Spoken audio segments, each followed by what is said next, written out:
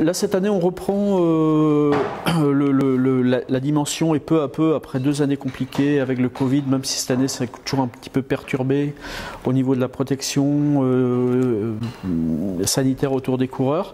Mais on va reprendre le Tour de l'Ain classique, hein, avec des animations d'avant-course, au départ et aux arrivées d'étape, une caravane publicitaire qui va évoluer 1 heure avant la course, le Tour de l'Ain cadet avec 150 jeunes qui vont également faire les 50 derniers kilomètres de chaque étape. Voilà, donc tout ça c'est pour offrir au public sur les territoires, dans les communes traversées, un spectacle sportif de haut niveau déjà, parmi les plus hauts, hein, puisqu'on peut difficilement avoir mieux. Et puis surtout une animation conviviale, festive, gratuite, au cœur du mois d'août. Au-delà de cette promotion du sport cyclisme, le Tour de l'Ain, c'est aussi un formidable atout pour faire la promotion du département, de l'aspect économique du département, hein, l'économique, le tourisme aussi.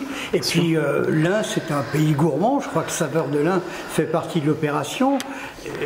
Donc une promotion multi-azimut.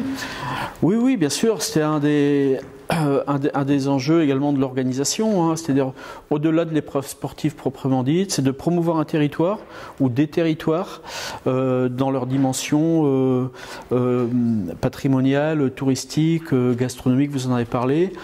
On a une très très bonne couverture télé, hein, avec Eurosport qui est un diffuseur majeur et puis un diffuseur France Télé local de la région, donc c'est une diffusion à double niveau, on va dire, qui permet de promouvoir le territoire, les pays de l'Ain. Vous savez, le public du vélo, c'est des publics connaisseurs du vélo, mais c'est également beaucoup de gens qui recherchent à voir à travers la diffusion les territoires traversés. Donc c'est une très très bonne promotion pour le département. Également familiale. Oui, exactement. Hein, sur le parcours, on a toutes les générations sont sur le bord de la route. La caravane est très attendue, quelquefois plus attendue que les coureurs. Non, c'est une fête, c'est une vraie fête de l'été pour le public du département, mais également pour beaucoup de personnes qui viennent passer 3 jours dans l'Ain. On voit beaucoup de camping-cars et les hôtels sont pleins sur la période du Tour de l'Ain. Merci Philippe Colliot. Merci beaucoup. Parmi les partenaires, entre guillemets, c'est la première année où les clubs Rotary de l'Ain vont être dans la course. Peut-on dire qu'ils seront roues dans la roue du Tour?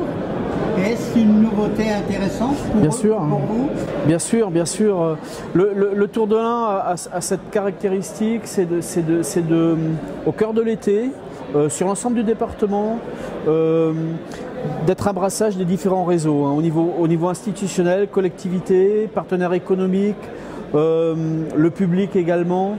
Donc dans ce cadre-là, qu'on ait des structures comme le Rotary qui viennent sur le Tour de l'Ain, ils seront évidemment immergés complètement dans l'événement, hein, sur le village départ, sur les arrivées dans la course.